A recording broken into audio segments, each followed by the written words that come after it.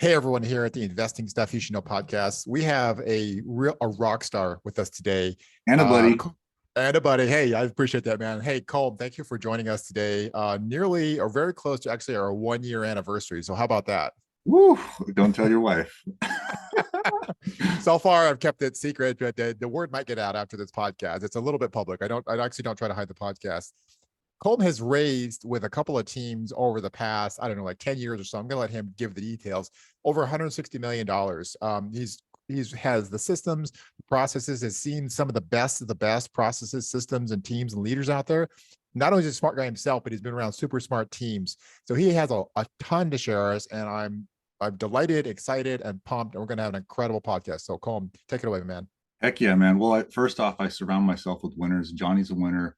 The couple teams that I worked for had a bunch of winners in there, and I'm not responsible for 160 million. I'm a component of that team. Obviously there's different cogs in the wheel, and different roles and relationships that I would facilitate in driving investor capital. And it's 160 million from retail investors, not institutional, which I think is a lot harder.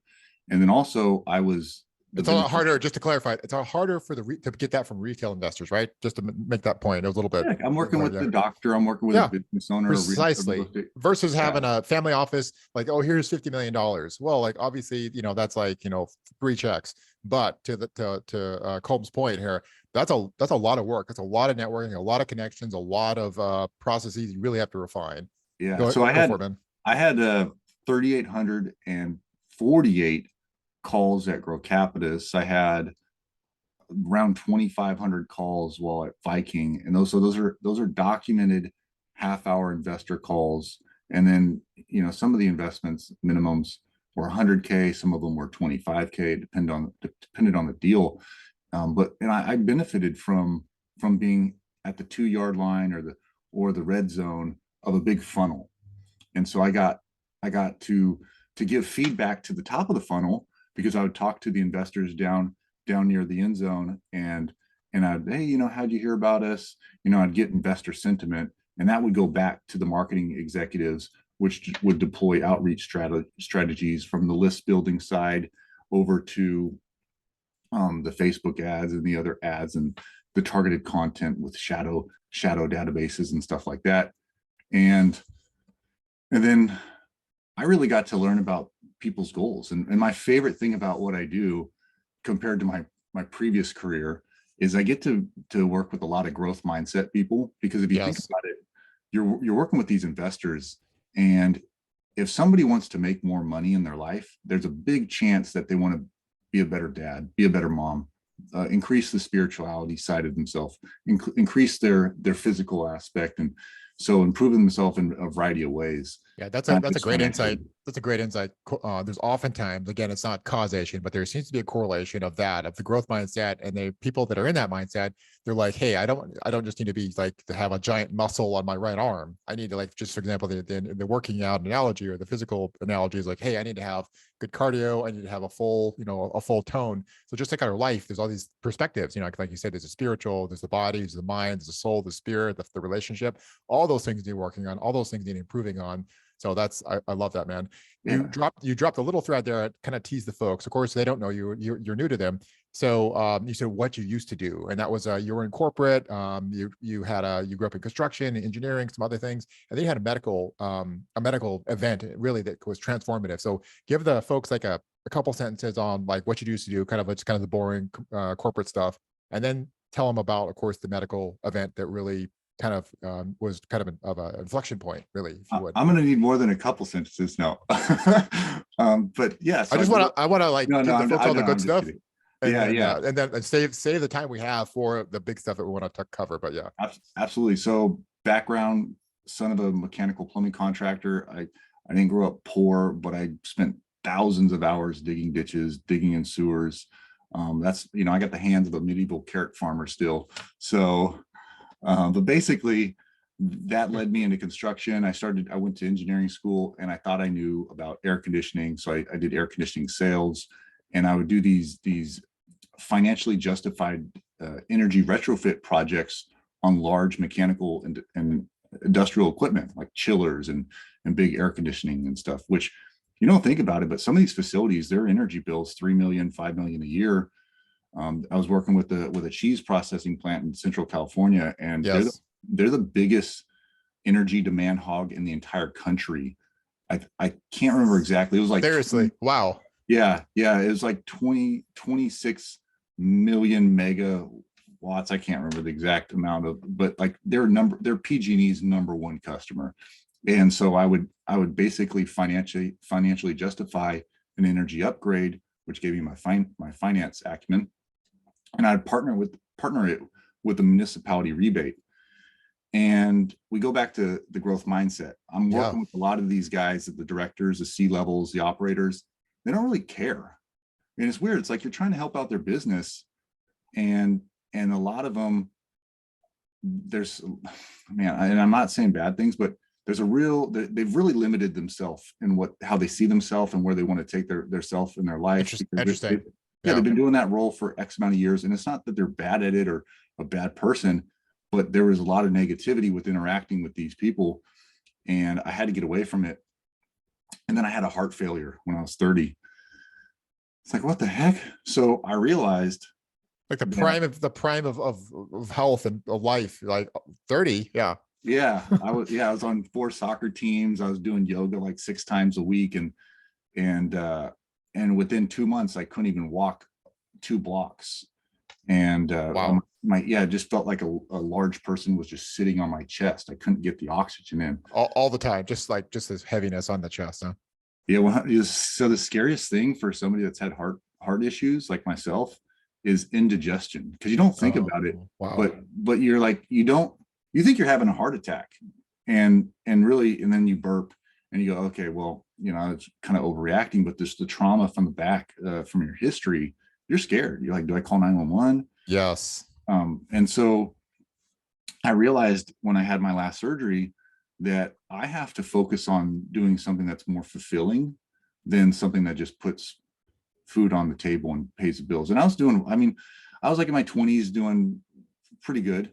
I could say a number, but I feel like if I say the number, people will think that, I'm either bragging but really I think that number is nothing, because you know, when you're But 100% commission, yeah. you tend to value yourself based on how much money you make, and that I Yeah. don't think is healthy.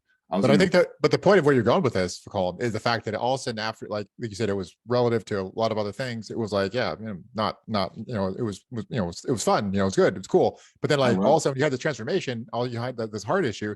Then it became like all of a sudden you had a reset. And whatever it was, the number doesn't matter. You saw the next level, the next kind of had the next, your eyes open to the next, like, what am I need to be doing all what I'm doing for a reason. So please talk to us about that. Yeah, because 99% of I'm just making up a stat right Sure. now, but most people for sure, their job's meaningless. They're Yes. not building anything that gives them fulfillment.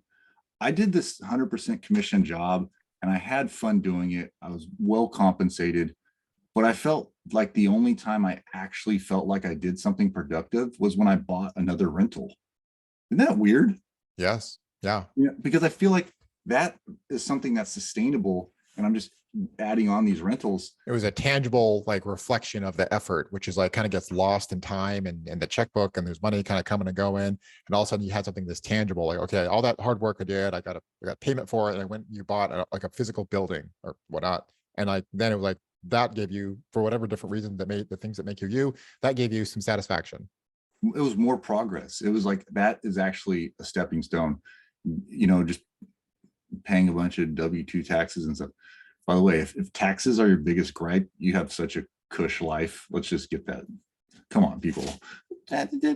But real estate helps offset that taxable income. So talk to Johnny, Yes. talk to me, so we can help reduce that taxable income. But um, So so yeah, yeah. So you saw, so like you kind of saw this transformation, and then what was have you identified the why, kind of this why, the next thing of why you should be doing this, kind of this, going to this next stage of not just putting in the hours and getting a paycheck.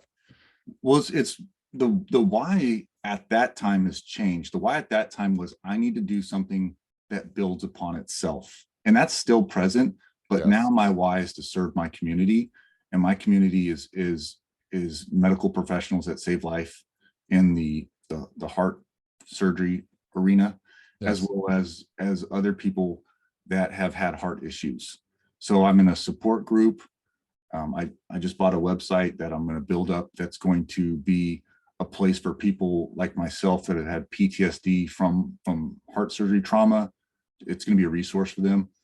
And so that's my why now. But my why in 2016, 2017 was to work on something that builds upon itself. And I started listening to these real estate podcasts because I had 2-hour drives to some of my clients. Yes. And one of the first podcasts that I really liked was Bill Manasero's Old Dogs podcast. I just liked his voice. He was super cool. And because I had just had heart surgery, his audience was people that were in their retirement and helping them build their retirement. And because I just had heart surgery, or I was about to, I don't remember exactly where. Yeah. I was like, oh man, I'm about to die. Like I might be like close to retirement too. I need to start focusing on my retirement because I have a really scary surgery coming up. I haven't had it yet that I have to be financially set by for then. So I'm 30 years old working on my retirement. So I'm listening to this podcast, and he has a guest, Lisa Taylor, who's a syndication attorney. Yeah. And I have her book somewhere. I read her book. Her book is like it's a very technically written book. It's somewhere in here. It doesn't flow very well, but it gives you, I recommend buying it because it gives you what you need. And we'll put that in the show notes. Absolutely. Yeah. It gives you what you need for understanding 506B, 506C, the other type of syndications. And then also I heard about a guy named Omar Khan, and he interviewed this guy named Neil Bawa. I was like, oh shit, Neil Bawa he's local, he's away, but for me that's local because I like Yes. it. So I started going to his meetups, and I was already at that time I was co-hosting a real estate meetup in Sacramento. We'd have between 80 and 120 people show up every month, and we invited Neil out, and we started like going to his meetups because he is such a great presenter. And I recognize very powerful, very, very excellent skill set there. Dude, he's like, everything's a show. Like, he's phenomenal. So we go there, and it's me and my buddy Eric, and Eric Blue, who still works at Grow Capitus, and friend Keegan, and another guy, Alex Chong. We would go there, and we just realized, like, this guy is super flustered. Oh, really? Yeah, well, because he's doing everything, all the in-person meetups he was doing on his own. Now he had a company that had lots of worker bees and stuff, and he had Anna Myers, but she was really helping out on the non-live stuff. So the live events, this guy shows up, he's just got a projector and a laptop. He's got to set it all up, and he's got to like talk to people and get them feeling comfortable. And he's at a Panera and like the East Bay. And so my buddy Eric goes, hey man, we'll take care of all of the setup. You focus on just nailing the presentation. Yes. And so we did that for a few months. And then I realized, like, this guy has so many great ideas, but there isn't a lot of outbound calling because he's limited with his time. Right. So I talked to Neil, and after a few months, it became a thing where it's like, you need to focus on higher level value add business activities. Let me handle investor interface. I already do sales. It's a different industry. I'm familiar with financials. I know how to read and hear what people are trying to accomplish. I know how to understand and identify compelling events. Yeah. I know how to create rapport and bonding with people. Why don't you let me handle the investor, the out face, and you focus on the developer and the co-GP relationships and really vetting deals, because their strategy at Grow Capitus is really impressive, and in the way that they acquire deals. And I allowed them to focus on that. And so myself, Anna Myers, we created these systems of these investor funnels. And I would go and I'd find out so much personal information about these investors and really get to know them. Did you kind of bring that skill set Colm, they have the funnel just because it's from the sales, or did Anna have that, or like what, who, or was it kind of equal collaboration there? Because there's a lot of processes and systems and things to set up there. If it's not there, it's a lot to do. So they brought the marketing funnel and I Okay. married it to investor relationship building. For example, you need to touch your investors, once a month. And if you don't, then you have like 10% decrease on the influence, Yes. decision Yeah. making influence. Okay. Like there's certain things that I brought to the table, but I think what I really brought was the human element, Hmm. because a lot of these people are just sitting out blast emails, Yes. Yes. and Yes. it's like, you don't even know who I am, nothing. So when I'm talking to these investors, I'm really understanding what they love and don't like. And the whole goal is they have a problem, and they got on a call because they have a problem. And my job is to solve that problem. And so What was the through problem? What's the problem? If you had to identify their problem, what is the normal problem of a doctor, the dentist, a lawyer? What is the problem that they, if you could distill that? well, I mean, we could talk about the problems of they really vary. Sure. Like I think there are some investors like yourself, and even myself, like you talk to a mechanical engineer and he's way smarter than you, but their biggest struggle, especially mechanical ones, not software ones, different set of hurdles to get them to feel comfortable with you. But Different set of genetics. yeah, well, so with mechanical engineers, they're so hands-on Yes. that it's really hard for them to feel comfortable to relinquish responsibility to anybody. So you got Yeah. to get them to realize, hey, dude, this isn't about who could do it best. Maybe you can do something 150 times us, but if we have, but if it's like Yes. if I have 5 people and each of them can do, half as good as you, that's two and a half of you. Yeah. Versus like, because you're so overwhelmed, not doing it at all. Like perhaps like there's these pieces of this that you may not even have time. It's the best thing to do, and so the scale and the ability is much more comprehensive and broad versus the really really refined thing you could do, but you're probably not going to achieve all the different the layers, if you would, to cover those that team. 100%. So back to your question, which is what's the key problems? Because I would say that's a separate problem in itself, and getting them to feel comfortable. Yeah. A software engineer is going to send me a flurry of questions, but then I love it because I can see their decision making process. Okay. Yeah. Thank God. I talk to some investors, they have no idea how to make a decision making process. So as a new syndicator, you need to help investors structure a way for them to make a decision and get to a yes, no, or I'll put it in the budget. Typically, if you put it in the budget, it means they don't have the money, right? So yes, no, or I don't have the money. Yes. And because so many people, they don't want to hurt your feelings. Oh, think about it. It's like, dude, you're wasting your own time. Just, I'm going to see. And mine, but yeah. Yeah. Well, it's really about them. So, but your question is, what is the biggest challenge? So, not enough time, not enough money. How do I set up my kids for the future?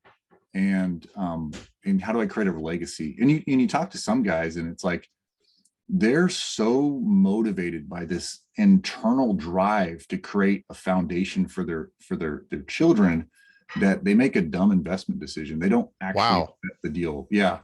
And it's not a bad thing because the deal could still end up fine. But hold on a sec.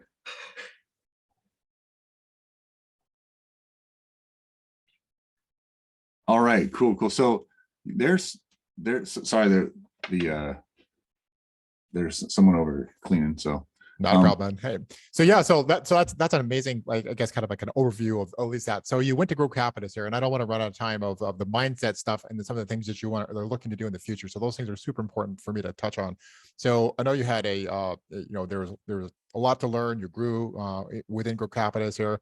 There's a lot of some history and even a little drama there. Maybe we'll skip for today. But then you joined up with which there's no drama, only okay. lessons. Oh, lesson. I like that. I like that. So lots of lessons there. Then you went to Vikram Capital. Is that correct? Viking Capital, yeah. Like, oh, sorry, my bad. So I actually did between there, I did one Oh, raise okay. with a buddy at Iron Gall Investments, my buddy Andrew. we're still friends. He's unfortunately um, he has something going on with his health, and so I was like, hey, I want to focus on partnering with someone bigger right now, because truthfully, and I couldn't admit it, I was not confident in myself. I Wow. raised a bunch of money at Grow You, Capitalist. so leave after you left, like you when you exited Grow Capital, you didn't really have there's elements of your confidence that you didn't have to go do that. I didn't understand what I actually knew, Wow. because Grow Yeah. Capitalist was like my first girlfriend, right? Yeah. You don't really know what you learned with her, and Yeah. then so you start this other group with a friend who was, man, this guy's, he's in Austin. He's so good at finding opportunities, but I didn't have the courage and the belief in myself. And so we raised about $1 million our first syndication, and we only did Yeah. one syndication together, which I think is good for not having a website and just straight cold calling people. Like, Yeah. That but man, I just didn't believe in myself. And how I did you, and how did you get through that? Like, so like, but so you didn't really believe in yourself, but you still raised $1 million. Did the growth happen then, or was it kind of the transformation learning happening as you realized, or did you look back? Like, what was the introspection there, if there was one? well, the first thing was we told this group that we would raise a certain amount of money, and it was the first time that I felt the pressure of trying to hit that goal. Ah, yes. Whereas at Grow Capitalist, it wasn't really like I knew I was going to hit it. Well, it wasn't that I knew I was going to hit it. It was that like Grow Capitalist would be in trouble if Grow Capitalist didn't raise the money. But now in the next stage where it's our company, our company would be in trouble. So I had yet to feel that pressure, and I Yes. didn't know how to deal with it. And I didn't realize that if you have an investor, a Rolodex of investors, and you just keep hitting it, you're going to get them. You're going to get them, and you're going to get a decision. And it's going to be a yes or a no. Yeah. But I was giving up without decisions. Isn't that horrible? Like I literally wouldn't. I I don't know what to say other than like I just didn't believe in myself. Yeah. You didn't have, I guess, yeah, there's an element of that. You didn't have the confidence to go to push to take it to a point where you at least you got to a decision, which is like, I mean, that in itself is a decision, is not to push the decision, which is like probably the worst. Like let's be binary here. It's either this is for you or not for you. We're gonna move on here. I mean, that's literally what they're interested in, at least on the certain they say or they share, and you're interested in doing. And that's, you're not hiding it. It's right up front. Like, hey, let's come to a decision on this, right? Well, it's all about mindset, man. And that's why I went to Viking. Is the CEO Vikram at Viking, incredible mindset. Yes. And that's one, he's a cardiologist, or he was a cardiologist. He's doing so well that he doesn't do cardiology anymore. But like, so I have heart problems. He's a cardiologist. He pulled on my heartstrings.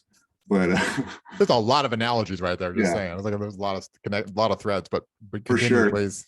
But his mindset's incredible. So like in the back of my mind, I joined Viking to get that mindset, and I feel like I have it. And I want to stress today that every day you got to, people train their body, you got to Yeah, train your mind too. Every day I do at least 10 minutes of YouTube content around about like mindset. I'm that's not going incredible, to man. fail. Yeah, Oh, you, yeah, you have to. There's a great channel out there, and I'll share the link. It's called Grave Mind, or like McEvilly Motivations, more for lifting weights and stuff. But there, there's a guy yeah. Scott.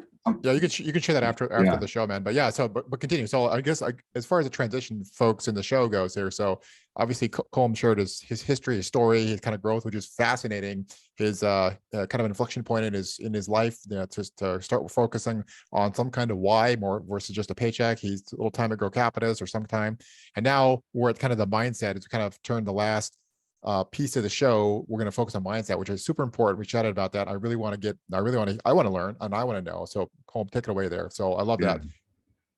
Well, more times than often, it's not I can't, it's an I won't. And it's like I won't approach the fact that I could fail, but realistically, the only failure is death. Like everything else is just a lesson.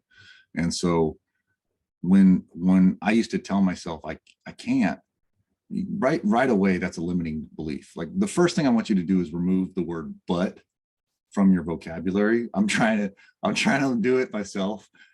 It's a limiting factor. And when you give yourself a limitation, you get to keep your limitations. True.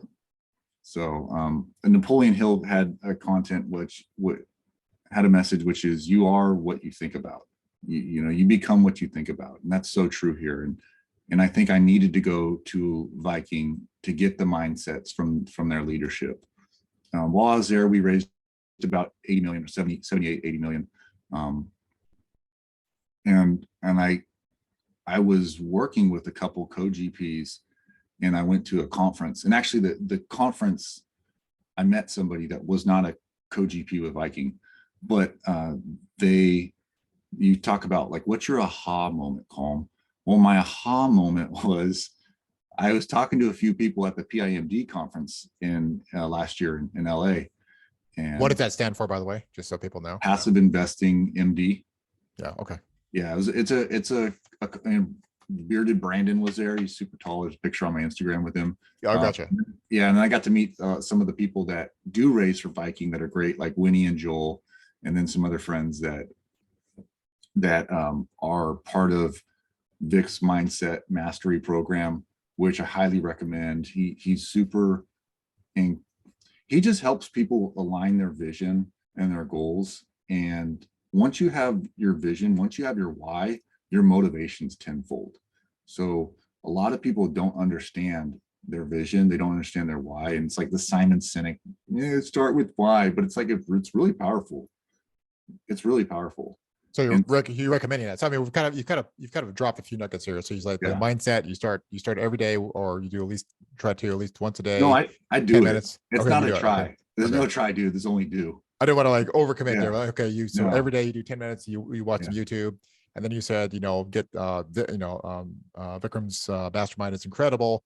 And then what was the last thing you mentioned? But I just want to have these bullet points along as we discuss, so people can get actionable pieces out of this, not just like, oh, we just talked about mindset. Like, no, we actually do these specific things. And like you said, Simon Sinek is amazing person in his books, start with why and things like that. So, or if that's probably is wrong, but anyway, I don't start with why. Start with okay. Why. That is it. That is it. Okay. But think about the purpose and the motivation you have if you really understand what you're intended to be. It's way higher than if you're just clocking in, clocking out at some job. Yeah. And obviously there's a financial component to it in the sense that if you can decouple, I got an investor calling me right now. Let me watch this. They won't stop, man. Yeah, he's a even during a podcast. They're like, we need to talk. Yeah, he's a cool guy. I like him in particular because he is a software engineer. Oh, okay. So he has a ton of questions, but like he really trusts me, and I'm very candid. Nice. But we're going back to what was my aha moment. Yes. And the aha moment was I've been working for two firms that were growing huge. They were doing deals. And I met some people at the PIMD conference that raised a lot of money that year. Well, not that much, but this one fellow in particular, he raised about 20 million that year.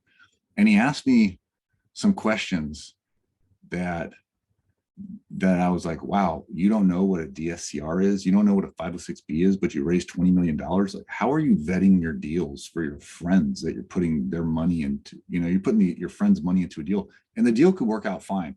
But what that really tells me is you don't know how to properly vet a deal. One of the questions was just super high level. And the other one was just like, dude, you need to understand how that impacts the risk on the deal. Yes. Then you could decide if that is something that you feel comfortable with and something that you want your investors to put their money into.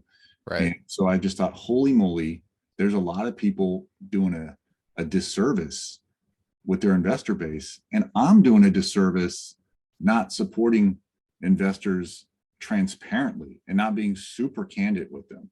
And so that's one of the things I really want to do is what piece of that did you not feel that you weren't able, or you just weren't for different reasons not being candid? What piece of that did you feel there was a I'm always improvement candid there? I'm Yeah. always candid, but I'm a scaredy cat, and I was hiding behind the check at Viking. You know, like I didn't believe in myself when I had all the knowledge. The only thing that's going to separate me and success is the effort and time. Like I Sure. have everything I need. Everybody has everything they need to be successful. I love And that thought. yeah, exactly. It's just over time, you got to put in the effort. You Yeah. can't you can't wake up and expect a different result and do the same shit you did yesterday. You know, it's just not, you're just you're lying to yourself. You Yeah. know, I have to show up every day, and I like the biggest, and this is like a weird comment, but like it really resonated with me. I feel like the worst form of child abuse is not showing up and being, you know, living to the potential that you can be for your children. Mm, okay. Yeah. You like it's a real, like how can you expect other people to give you a guarantee, but you don't even give a guarantee to yourself? How can you hold other people accountable, but like your children or somebody with a 30-day warranty, but you don't even, you know, hold yourself accountable? Yeah, there's a certain something about the time frame there, Colm, is it plays tricks in the mind. Like we like the instantaneous like sacrifice, like would you die for your children? And we just had, you know, as you know, our baby daughter, our 9 months ago, and she literally is like my heart and soul right now, Yeah, and will be and continue to be. And we have this like this instinctual thing, like of course I would die for my child. If there's gunshots or fire or a wild animal, I would, you know, throw most people myself. won't though. Yeah, but Most then people like, won't even get up at 5 a.m. in the morning to, but if you then, just work a yeah. little bit harder, just think about the exponential return you could have. Yeah. And But then will I show up? Just finish this on. I'm gonna let you finish here. Will I show up every day and improve myself and make myself a better dad, a better husband, a better man? And that's really the hard, disciplined, focused work. And that's not easy because yeah, I can just in a thoughtless, I guess it's incredible to be amazing and be heroic for that moment. But the real sustainment of that for a long term is a difference of character, yeah, I would and there's a claim. lot of distractions out there. We have, you know, so many different apps and phones and stuff on the news, but you know, it's like there's some subpoenas going on in Congress right now, and it's like, what's going to impact my life more directly? Me getting up 30 minutes earlier and looking at my to-do list and recognizing why this is important for me to do and feeling that Yeah. motivation, and you know, or just focusing on stuff in the government, Yeah. you know. Reading the news, getting all wound up, and then dropping some hot comments here or there on social media or somewhere. Yeah, You know, just rage posting, and it's like, you know, like what did that help? No one. Like that didn't add value, didn't help, and you're just leaving those around you.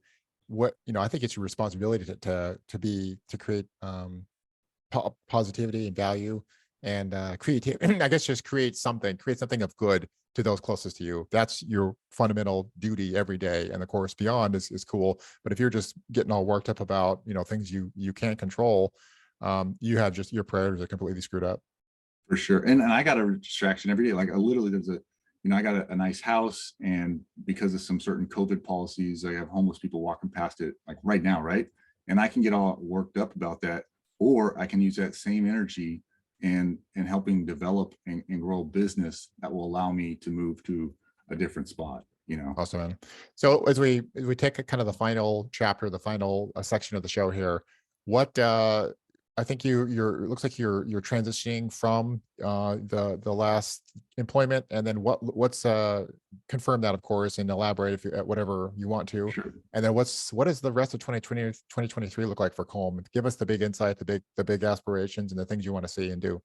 For sure. So, yeah. So Viking, last Friday we separated. It's a mutual agreement. I have a, you know, I still have calls with the CEO. He's super supportive. They actually paid for my best ever ticket and my flight. They believe in me, you know. So That's it's amazing, man. That's it's a amazing. good, it's a healthy separation because they Yeah. recognize it's like, you know, this guy's super creative, and we're actually limiting him, and he's limiting himself by staying here. And so my goal for 2023 and is really just showing up and being the man I need to be to get to where I need to go to best serve my community. And part of that has been,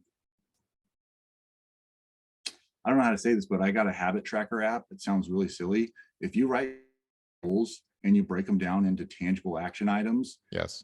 for a daily thing, and then you keep yourself accountable with a habit tracker, it, it just makes me so much more productive, and I feel so fulfilled.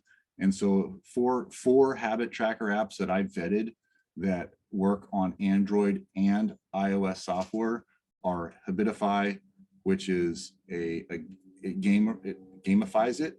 Yes. Habitica gamifies Okay. it. Habitify is another one. Confetti and Confetti every day. Those two are the ones that have they're most visually appealing. Okay. And I went with every day because it has a spreadsheet format. I like the quick ingress and egress. Like, for example, I woke up before 6 a.m. today. Yeah. I'm gonna open the app and I'm just click it, boom, got it. So I did that X days in a row, and I've done that so far, 21 days this month. So anyway, or not this month, but 21 That's days. all. That's awesome, man. Yeah. So then again, like these action items. I mean, yes, we're talking about kind of like a story and a narrative, and then of course, obviously the personal details, which is compelling, but also these little tidbits for the audience to say, hey, I did this app, this book, this mindset, this person. Those things are very actionable, and people can go out there and actually put that into their lives. And I think that's super important to take away from every show. So, One so thing, go ahead, please. Yeah. just building on that is as people, if people are listening to this and they're trying to be a syndicator or just trying to help their local community in some way, when you're communicating to people, really give tangible action items. Like I just gave an example of seriously, write your goals down. Everybody says that, but then you don't really do anything from that because you don't know what to do. It's like, oh, I got a goal. Well, let's break it down into little pieces, and then let's keep you accountable with the habit tracker app. And then you check that every day, right? So I do a little Duolingo. I wake up, I do Duolingo because it's something that kind of wakes me up. Yeah. Boom, boom. I just got 2 checks off the list. So awesome, man. So cool. So that'll be kind of the wrap for the show today. What's the best way for folks to of course it's kind of a new chapter. It is a new chapter in your life here, Colm. So will it be a podcast, a website, a newsletter, an app, just a one man, a storefront with Colm there all the time? Or what's the best way to people to reach out, connect, and know more? Yeah. So my email is my first name at tgaip.com. So it's COLM at tgaip.com. TGA is the heart problem I was born with, and there's a couple other ones. It's congenital. And then IP stands for investment partners. So nice. Yeah, truly, we want to set up deals. We want to do some value add component, but then really hold it for a long time. That way we can have multiple refinances in for our investors. And that's where the investment partners comes in.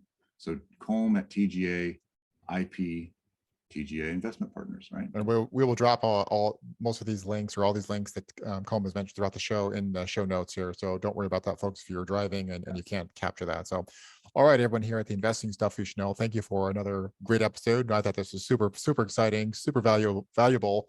I got a lot of it. So, we thank you for that. Colm, thank you for being part of us. And we're going to have, there's been a handful of guests that really resonated with me, and I think the audience as well. So we're going to have you on again. We don't know where that is, but it's definitely going to be a recurring guest on the show. So yeah, just send me a stupid meme on my phone next time you want to talk. So there you go. I love that. All right. See you, Johnny. All right, see you guys.